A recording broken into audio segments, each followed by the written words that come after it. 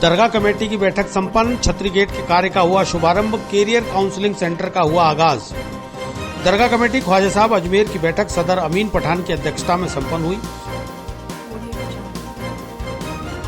Aryabhata college, Ajmer का best college, A grade ranking by BTU Bikaner, best infrastructure of fashion and interior design, hitech computer lab, modern hotel management block, skill based learning, excellent sports facility, up to ₹30,000 covid special scholarship, free bus facility for girls, admissions open, BCA, BBA, fashion design, interior design and hotel management, now at new campus opposite Ryan school, Maharana Pratap Nagar, Kotra, Ajmer. बैठक में कोविड-19 की वजह से पिछली कई बैठकों से लंबित चल रहे विषयों पर चर्चा की गई। बैठक में नायब सदर सैयद बाबर अशरफ, सदस्य सैयद शाहिद हुसैन रिजवी, फारूक आजम सहित अन्य लोग शामिल हुए। बैठक का एजेंडा कार्यवाहक नाजिम डॉक्टर आदिल ने प्रस्तुत किया। क्या खास रखा इस बार? आज दरगाह कमेटी की मीटिंग है और अल्लाह का शुक्र है कि दरगाह जो 6 महीने करीब बंद थी वो ओपन हो गई थी 7 सितंबर से, और तमाम इंतजामात जो भारत सरकार की और राजस्थान सरकार की जो गाइडलाइन है उसके अकॉर्डिंग सब नियम के साथ यहाँ पे जायरीन आ रहे हैं। हम लोग दरगाह कमेटी, तमाम खुद्दाम हजरात, अंजुमन, सब लोग पूरा सहयोग कर रहे हैं और हम सब का मकसद ये कि जो जायरीन जो अकीदतमंद यहाँ पे आते हैं वो सात खैरियत से आएँ और सात खैरियत से वापस जाएँ, अपना आप को महफूज और हिफाजत से रखें, अपना जो है हमेशा मास्क लगा के रखें, सोशल डिस्टेंसिंग की पालना करें।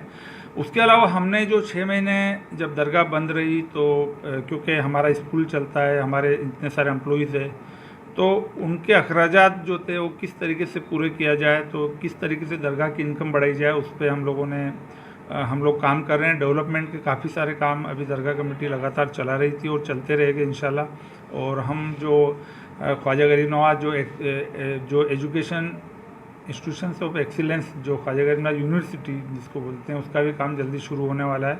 हम RPSC UPSC की क्लासेस को भी जल्दी शुरू करेंगे, कल उसके ऑफिस का इब्तिदा हो रहा है।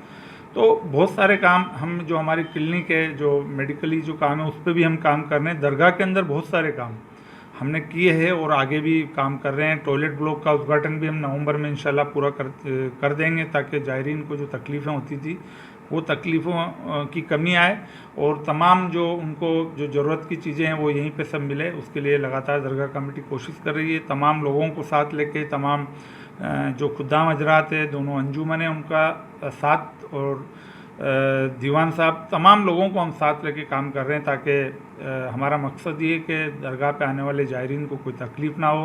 वो जो अकीदत के फूल यहाँ पेश करने आते हैं, अकीदत के साथ चौखट को चूमने आते हैं, वो सात खैरियत से अपनी दुआ मांग कर अपनी जो भी उनकी चाहते हैं, वो जो यहाँ पे चाहते हैं गरीब नवाज के अंदर, वो सब करके सात खैरियत से वापस जाए, उसके लिए दरगाह कमेटी काम कर रही है। उसी को लेकर आज मीटिंग रखी गई है कि जो हम सब कामों को रिव्यू करें, कि इसलिए हमने हर महीने 15 दिन में लगातार कभी हम जो है वीडियो कॉन्फ्रेंसिंग के ज़रिए वर्चुअल मीटिंग करते हैं, कभी फिजिकली आते हैं। तो लगातार हम यहाँ पे हमारा आना जाना बना हुआ है ताकि हम सब चीज़ें जो रुकावटें, जो दिक्कतें आ रही हैं, उनको सात खैरियत से सही कर सकें ताकि सब चीज़ें आसान हो। आज आपने किस किस जगह का दौरा किया है मेंबर्स के साथ? जी, आज हमने 5 नंबर गेट का उद्घाटन किया है, उसको रिनोवेट कर रहे हैं, उसको चौड़ा कर रहे हैं ताकि जायरीन को जाने आने में कोई तकलीफ ना हो। उसके बाद हम जो बीच के जो 2 गेट है, बुलंद दरवाजे के पहले एक छोटा गेट है, उसको भी चौड़ा करेंगे और जो और भी जो गेट छोटे हैं उनको चौड़ा करेंगे ताकि जायरीन आसानी से आ और जा सके।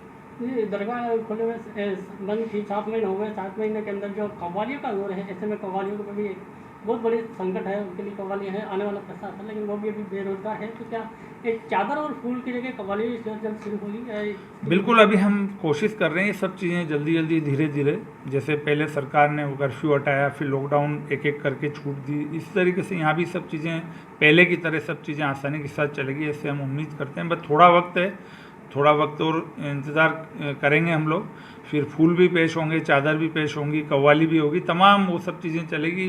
तो तब तक हमको अपने आप को बचाना, अपने साथियों को और लोगों को बचाना, इसलिए ये सब चीज़ें लोगों की हिफाजत के लिए, लोगों की जान बचाने के लिए की जा रही। जिस दिन टीका आ जाएगा, वैक्सीन आ जाएगी इसकी, उसके बाद सब चीज़ें खुल जाएगी। और उसके पहले भी लगातार सरकार और हम सब लोग वॉच कर रहे हैं कि कैसे कैसे धीरे धीरे छूट दी जाए।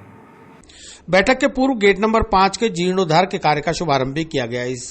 इसमें गेट को नए स्वरूप में लाने के साथ जायरीन की सुविधा के लिए दरगाह कमेटी की निगरानी में चौड़ा किया जा रहा है। इस मौके पर अंजुमन पदाधिकारियों और सदस्यों ने भी शिरकत की। दरगाह कमेटी द्वारा सोमवार सुबह सिविल लाइंस स्थित दरगाह अपार्टमेंट में ख्वाजा गरीब नवाज कैरियर काउंसलिंग सेंटर का शुभारंभ किया गया। इस सेंटर में अल्पसंख्यक छात्र छात्राओं को प्रतियोगिता परीक्षा के साथ में केंद्र और राज्य सरकार के द्वारा जारी छात्र छात्राओं के हित की योजनाओं से भी अवगत कराया जाएगा।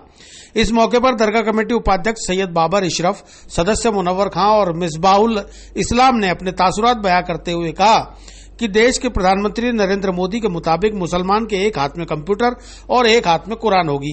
वहीं केंद्रीय अल्पसंख्यक मामलात मंत्री मुख्तार अब्बास नकवी ने भी मुसलमान युवाओं को आगे बढ़ाने के लिए जिस तरह के प्रयास कर रहे हैं उससे मुस्लिम बच्चों का कैरियर बनेगा। दरगाह कमेटी का यह प्रयास बहुत ही सफल प्रयास है। यहां आज दफ्तर खोला गया है। जल्द ही व्याख्याताओं को नियुक्त कर कोचिंग और काउंसलिंग भी शुरू कर दी जाएगी। ये फिट इंड इंडिया का जो प्रोग्राम चला था, इसमें 242 लोगों ने इसमें हिस्सा लिया और करीब 2545 किलोमीटर ये इसमें दौड़े हैं। इसमें हमारे यहाँ के भी काफ़ी लोग उसके अंदर हुए और 5 दिन का एक प्रोग्राम था, तो बड़ा शानदार। और आज फिट रहने के लिए लोग जिस तरीके से खाना खा के वॉक करते हैं, पैदल वॉक करते हैं, तो फिट रहने के लिए आपको योगा करना पड़ेगा, आपको वॉक करना पड़ेगा, आपको दौड़ना पड़ेगा अगर आपको अपनी लाइफ फिट करनी है। क्योंकि जिस तरीके से हम ये कोरोना काल के अंदर जिए और अभी हमें और आगे भी जीना है कोरोना में, तो उसके लिए आपको एक्सरसाइज, आपको दौड़ भाग ये सब करना पड़ेगा।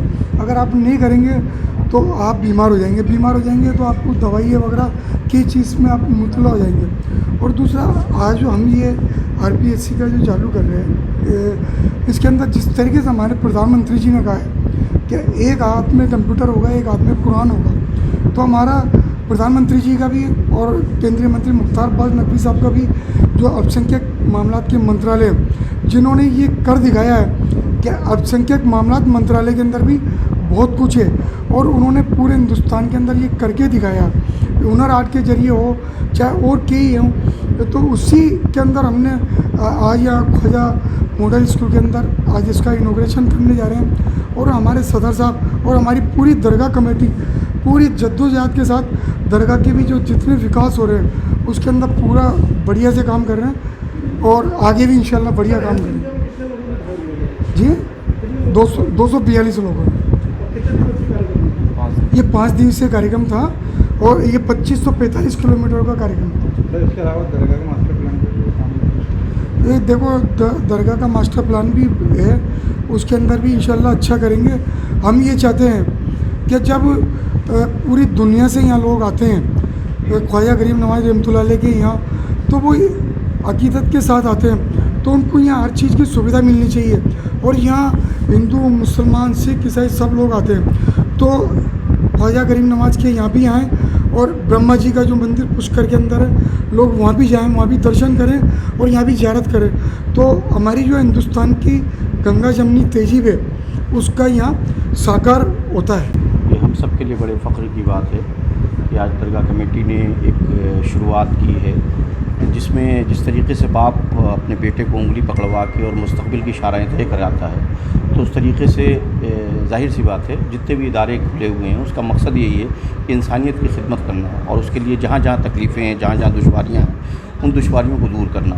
तो हमने दरगाह कमेटी के तमाम मेंबरान ने, सदर साहब ने, और इस बात को महसूस किया कि इस बात की ज़रूरत है मौजूदा हालात के अंदर कि हम बच्चों के मुस्तकबिल को बेहतर तरीके से, उनके टैलेंट को निखारते हुए किस तरीके से वो किस रास्ते में जाएं और कहाँ पे उनको उनकी मंजिल मिले, इसको तय करने में जो है वो जो बाप अपने बेटे के लिए रोल तय करता है, तो ये भी एक ऐसा मरकज़ है जो उससे बड़ा काम करता है। तो हमारी कोशिश है कैरियर काउंसलिंग सेंटर के लिए कि हम यहाँ से उन बच्चों को उनकी राह भी दिखाएँगे और उनको सक्सेस पाने में, उनको कामयाबी के लिए उनको जो है यहाँ के ऊपर तैयार भी किया जाएगा। और उसके लिए जो यानी कि जो मिनिमम चार्जेस हैं जिसके ऊपर उनको किसी किस्म की दिक्कत नहीं होगी इंशाल्लाह, तो हम कोशिश करेंगे कि वो लोग जो इसमें इंटरेस्टेड होंगे हम उनको आसानियाँ फराहम करेंगे और उनको स्किल्ड जो है वो टीचर्स देंगे जिससे वो अपनी मुस्तकबिल की शालाएँ तय कर सकें। कार्यक्रम आज है, आज एक कार्यक्रम ये है कि हम लोग एक छोटा सा ऑफिस खोल रहे हैं लोगों के अंदर अवेयरनेस पैदा करने के लिए, जानकारी पैदा करने के लिए कि यहाँ पर जो है कोचिंग सेंटर खुलने वाला है।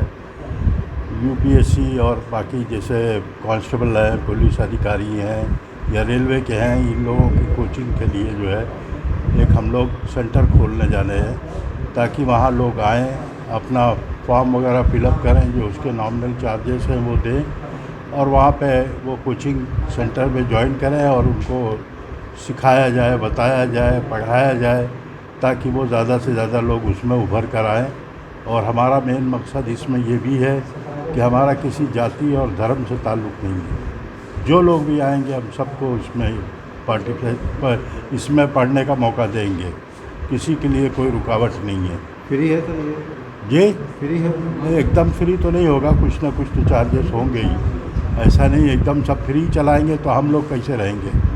सवाल यह है कि बिल्डिंग का मेंटेनेंस कैसे चलेगा, पढ़ाने वाले का खर्चा कैसे चलेगा, टीचर का खर्चा कैसे चलेगा, सारी बातें हैं, पानी है, बिजली है, सब कुछ है, देना पड़ता है। हम लोग कब तक देंगे अपनी जेब से, या बाहर से हम लोग कटोरा मांग के भीख मांगते रहेंगे, कब तक भीख मांगते रहेंगे। सवाल ये है, हमको तो भाई यहीं से अरेंज करना है, जो लोगों का पैसा आएगा उसी से मैनेज करना है। कुल मिला के रियायती दर पर रियायती होगा, वो पक्की बात है, वो रियायती होगा और इंशाल्लाह अच्छा होगा, सबका फ़ायदा होगा। सर समय क्या लगा था, कब से कब तक? अभी समय हमने नहीं तय किया है, अभी दो महीना उसके लिए अभी वो सब जब टीचरों के आमद पे है कि वो कैसे आएंगे, कब ज्वाइन करेंगे, क्या करेंगे। उसके बाद वो ऑफिस इसीलिए खोला है कि वो सब उनको डिटेल उसी ऑफिस से मुहैया की जाएगी।